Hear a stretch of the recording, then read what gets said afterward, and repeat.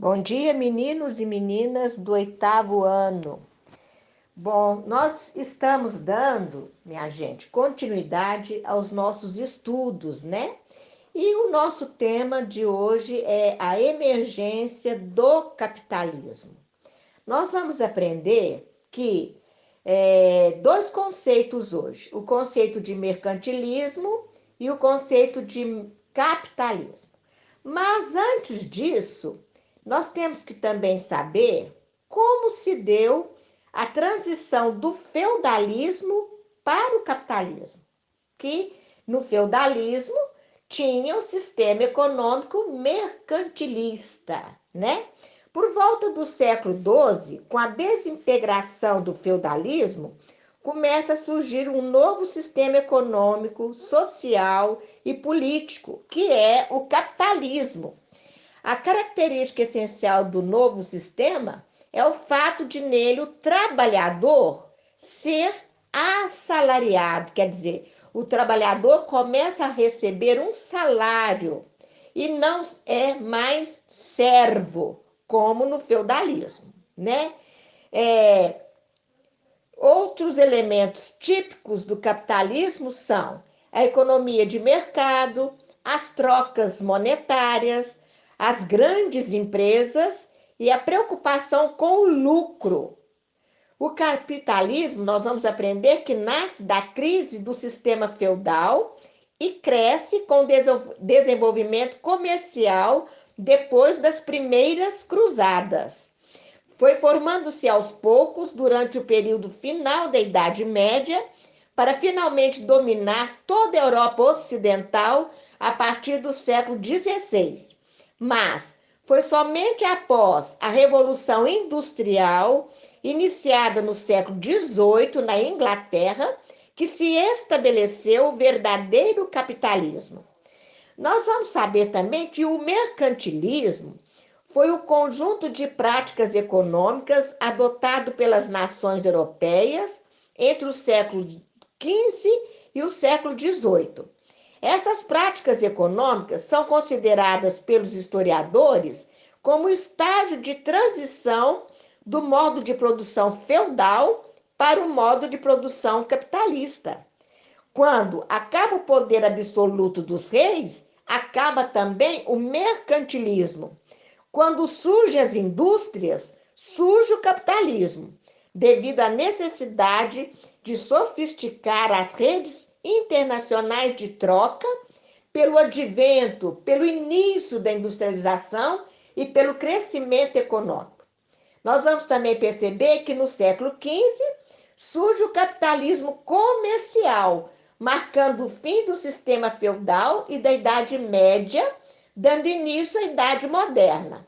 A expansão marítima, a expansão comercial foram fatores nos quais contribuíram para a transferência do feudalismo para o capitalismo. Então, nós vamos ver também que há divergência entre eles. O capitalismo é um fenômeno histórico, originado na Europa no contexto das monarquias absolutistas, da exploração colonial e do desenvolvimento mercantil. Ele separou o mundo antigo e medieval do mundo moderno. O capitalismo vai impor formas de viver, de pensar, baseadas no acúmulo de bens materiais, a ânsia pelo lucro, no trabalho livre, o assalariado e na organização racional do trabalho e da produção. Pensar o capitalismo é uma forma de compreender o presente, uma vez que esse sistema econômico impera até hoje praticamente numa escala global. Minha gente, nós também temos no PET a sugestão de um vídeo que eu vou colocar com o título Transição do Mercantilismo ao Capitalismo. É um vídeo sugerido pelo PET. E quero lembrar a vocês também que nós iremos fazer as atividades contidas no PET para melhor entender esse tema tão importante da transição da Idade Média para a Idade Moderna, que é essa idade que nós iremos aprender vários temas históricos, fatos históricos durante esse ano de 2021. Então, bons estudos!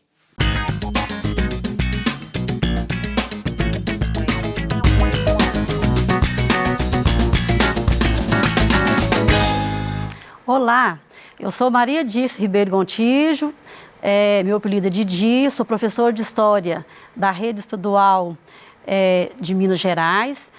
Hoje eu vou estar aqui com você, né, para mais uma aula e o nosso tema hoje será do mercantilismo ao capitalismo. Na aula anterior, né, a gente viu a formação dos Estados modernos europeus. A gente viu também que, né, os primeiros países que se formaram e conseguiram formar realmente o Estado Nacional foi a Espanha, né, e Portugal.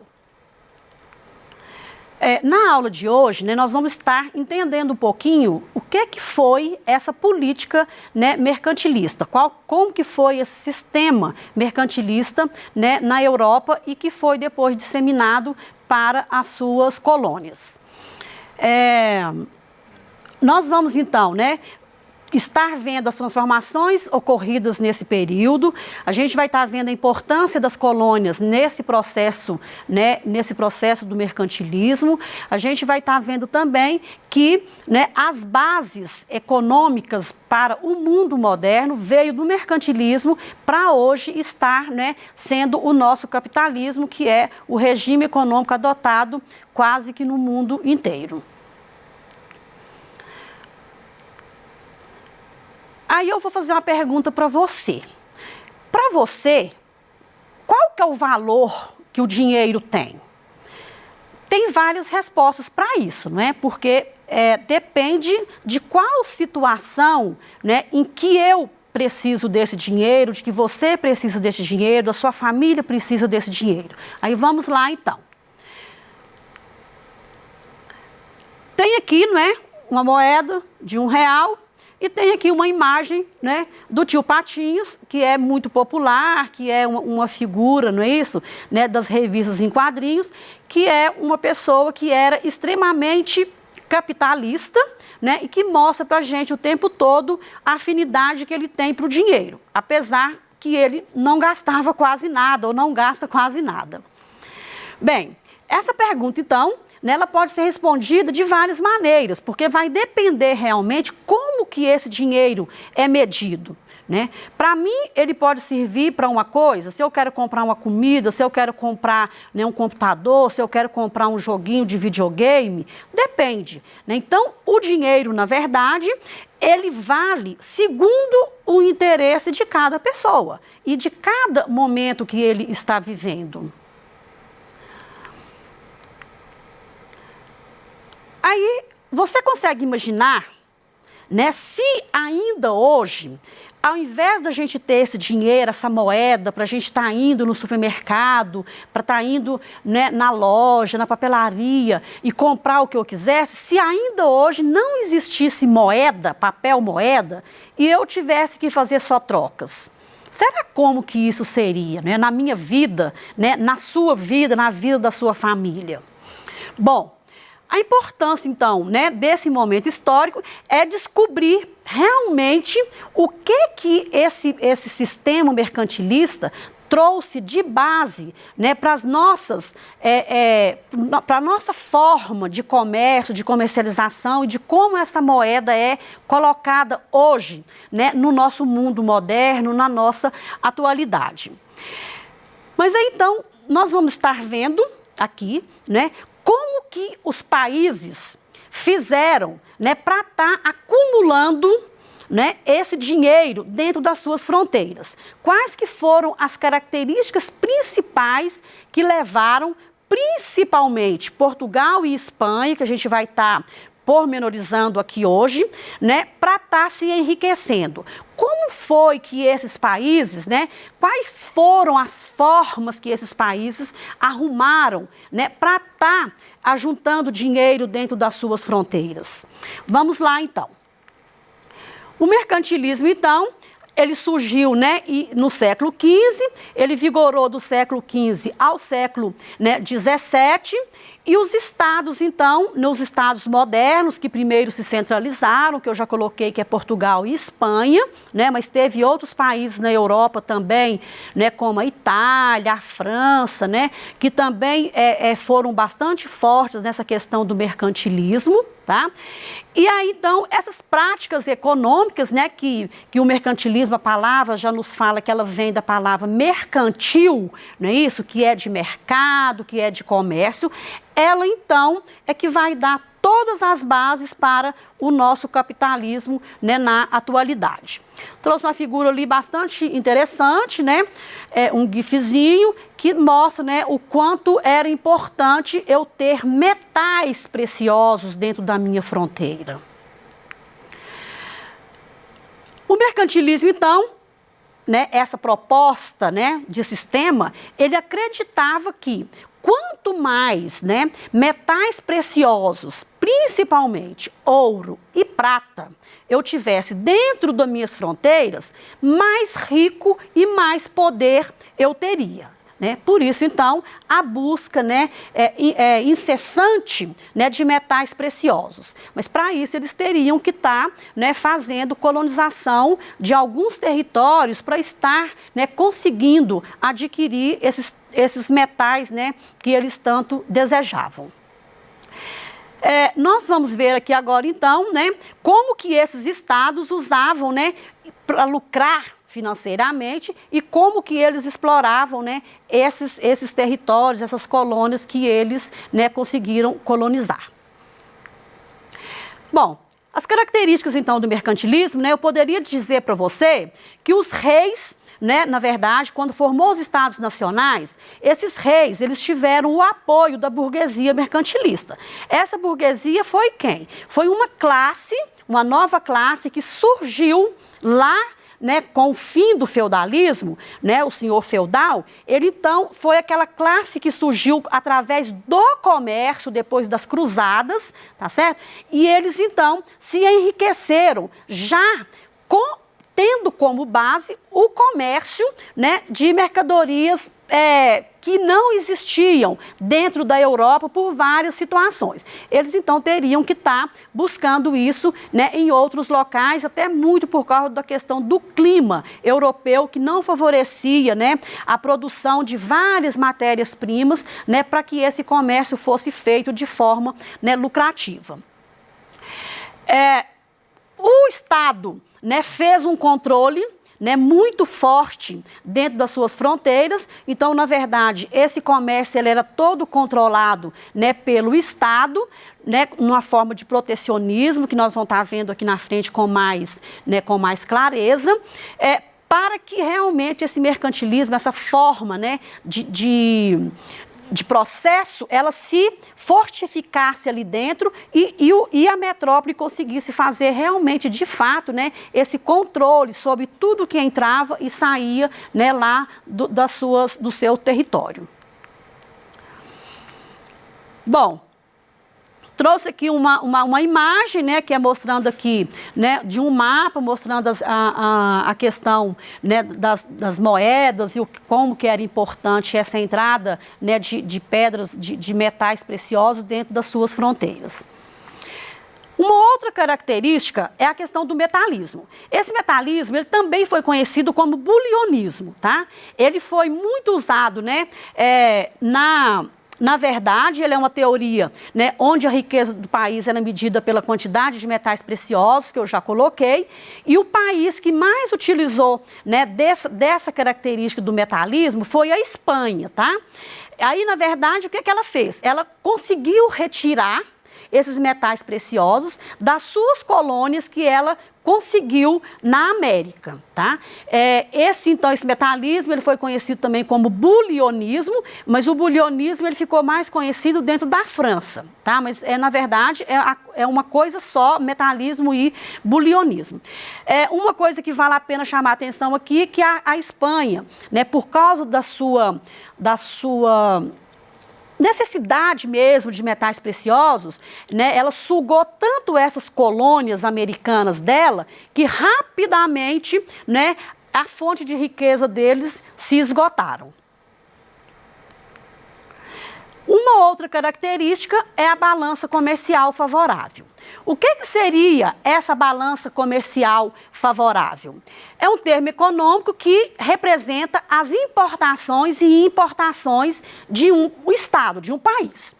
O que significa quando a balança está, né, favorável? Eu preciso de quê? De vender mais do que eu compro. Então, isso eu tenho que exportar mais do que eu importo. Porque se eu, né, vender menos e comprar mais, eu vou ficar no vermelho, eu vou ficar negativa. Seria como, né, se você tem aí R$100, né, e você gasta 110, você vai estar ficando, né, com R$10 negativo. Que você vai ter que arrumar alguma forma de estar conseguindo esse dinheiro para repor. Mas se eu tenho R$100 e eu ganho mais 50, eu vou ter 150, né? Então aí eu vou ter o quê? Um dinheiro a mais, né, do que o que eu estava devendo. Então eu tenho que ter o equilíbrio entre o exportar, o gastar e o importar, ou seria o que eu vou comprar. Aqui tem uma gravura, uma imagem muito interessante, né, que mostra para vocês, né, a questão da importação e das exportações, que essa balança, para ela ser favorável, ela tem que, né, realmente ficar vendendo mais, a exportação tem que estar sempre acima da importação. Uma outra característica é o protecionismo. A própria palavra já nos remete o quê? Proteção de alguma coisa. Aqui, no caso, seria, né, o Estado, ele faz, né, a proteção das suas fronteiras. Aqui, isso significa o quê?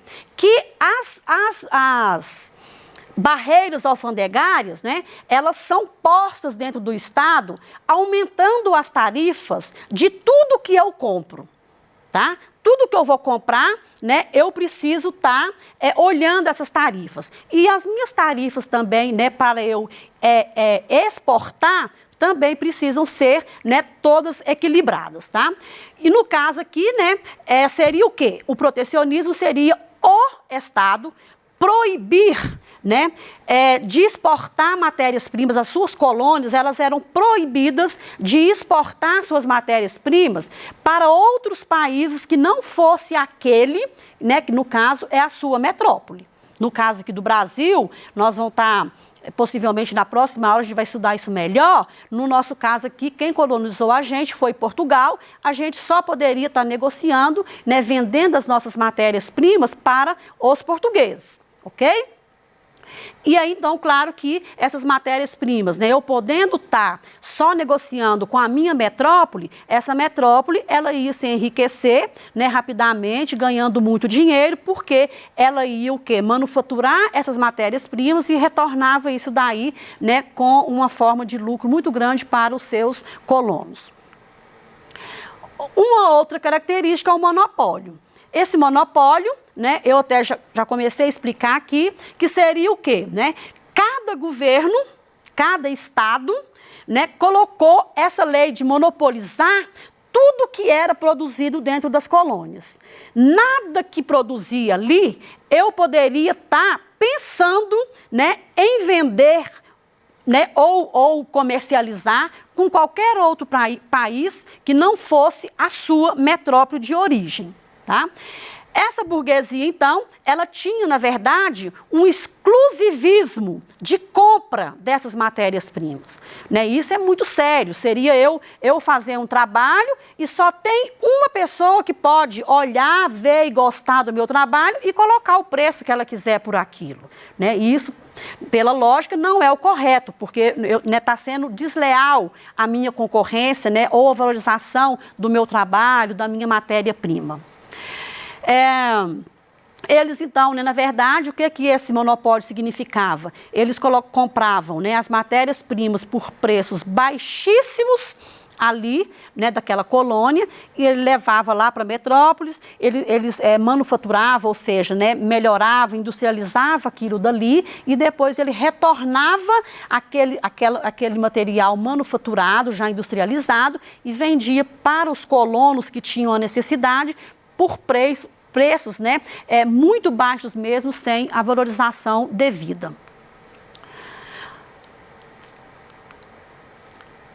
E uma outra característica seria a questão da posse das colônias, né? Que realmente esse mercantilismo, sem essa questão das posses das colônias, né, eles não conseguiriam fazer, né, esse mercantilismo, porque, na verdade, quem tinha as matérias-primas, quem tinha todos esses metais preciosos, eram essas colônias, tá? Aí, Portugal e Espanha, então, foi realmente os dois países, né, que exploraram, né, muito as nossas colônias americanas, inclusive o Brasil, né, foi uma dessas colônias, né, que foi colonizada pelos portugueses até, né, lá no final do século, já início do século XVIII, por aí, tá? Ali uma figura, né, uma imagem muito interessante, né, uns índios, né, que eram, no caso, as pessoas que moravam aqui na colônia, que aqui estavam, sendo, né, pisoteadas, né, por um sapato enorme, né, e que vem ali, que é o colonialismo, realmente, assim, de fazer assim, eu sou escravo, né, entre aspas, né, dessa metrópole. Bom, trouxe aqui um organograma muito claro, né, muito interessante, para fechar toda essa questão que eu expliquei para vocês do mercantilismo, tá? É muito fácil de entender, na verdade. Aqui está, né, a colônia, os gêneros tropicais ou as matérias-primas, né, iriam para a metrópole numa forma de monopólio, que eu já coloquei que a colônia só podia comercializar, ou seja, né, vender, né, as suas matérias-primas para a sua metrópole. Essa metrópole manufaturava, ou seja, ela, né, industrializava esses produtos e esse produto voltava para a colônia, né, para ser revendido por preços muito altos. Dentro do que a gente viu, então, vamos praticar um pouquinho aqui, não é isso? Do que a gente acabou de aprender. Tem uma imagem aqui embaixo com 3 gravuras, né, muito interessantes, que é de uma balança comercial. Para você, qual dessas 3 gravuras representa uma balança comercial favorável? Bom, se você respondeu, né, que é a letra A, você acertou. Por quê? Né? As exportações, como eu coloquei, para a balança comercial ser favorável, essa exportação, ela tem que estar acima das minhas importações. Porque se eu tiver importação e exportação igual, eu vou estar o quê? Num equilíbrio. Eu não estou nem ganhando, mas também eu não estou perdendo. Se eu vender mais do que eu compro, eu vou estar ganhando. E o contrário, se eu comprar mais do que eu vendo, eu vou estar perdendo. Então, no caso aqui, a gravura da letra A representa, né, que essa balança comercial favorável para esse país, né, que está praticando, né, esse mercantilismo seria, então, a letra A. Retomando aqui, então, né, eu vou deixar para você fazer lá na sua casa, você faz no seu caderno, para depois você levar, né, para estar discutindo lá com o seu professor, com os seus colegas, né? Eu gostaria, então, que você voltasse, né, aí na questão, você pesquise na internet, no seu livro didático, se você tiver, né, peça ajuda ao seu pai, à sua mãe, ou ao seu responsável por você, e aí você vai pegar e completar, fazer uma lista com 10 palavras ou temas, né, que a gente viu aqui, né, durante essa aula. Aí eu já deixei aqui umas dicas, né, para você, que se você tiver conseguido colocar pelo menos 5 das 10 palavras que eu te falei, para você discutir com os seus professores, você está de parabéns, tá? Se não, leve as que você achou, né, além dessas daqui, que vai dar uma discussão bem legal também. A nossa aula, então, de hoje está terminando. Eu espero que em breve a gente vai estar aqui de volta, com certeza, mas também torço para que essa pandemia passe logo e que vocês retornem para a sua escola. Mas, enquanto isso, fica em casa, tá? Porque é essa forma que a gente vai estar se prevenindo e ajudando realmente que cada vez, né, seja mais rápido essa volta às aulas. Na nossa próxima aula, nós vamos estar vendo como que, né, foi essa chegada dos portugueses e espanhóis aqui na América, estudando um pouco melhor como que vai ser esse encontro desses dois mundos aqui, né, nesse novo mundo que eles deram como uma descoberta. Então, obrigada e até a próxima aula.